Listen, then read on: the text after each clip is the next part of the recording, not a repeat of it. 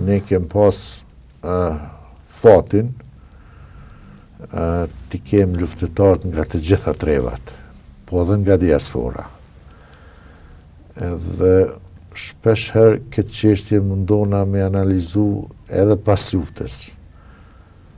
Edhe me mi parashtu djemt më të mirë. Djemt nga krejt Kosova më të mirë nuk i kisha zgjedh se sa kanë ardhur aty. Motivi e morali i ushtarëve ka qenë jashtëzakonisht i lartë.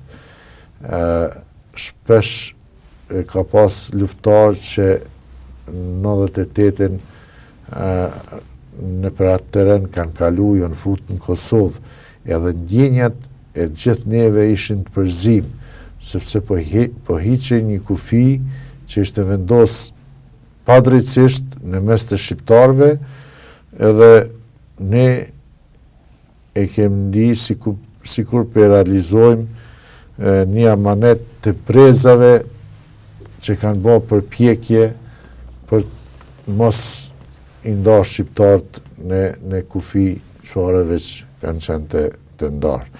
Edhe këto jam i bindur si kjo betej edhe përkundraj njerëzit që munohen me zbe ose ngrisin dilema a është fitore apo humbje beteja Koshorës, unë ju siguroj juve se kjo betej është një fitore e madhe ushtarake, një fitore e madhe politike, dhe në fakt ishte artë ushtarak si për nga përzgjedhja drejtimit sulmit, po ashtu edhe për nga suksesi ose taktikat që i kemë përdorë.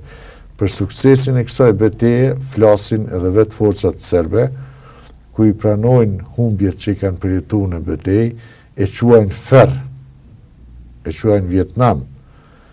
Po vërtet që ata djem, që ata luftar, që në atë kohë u bashkum, nuk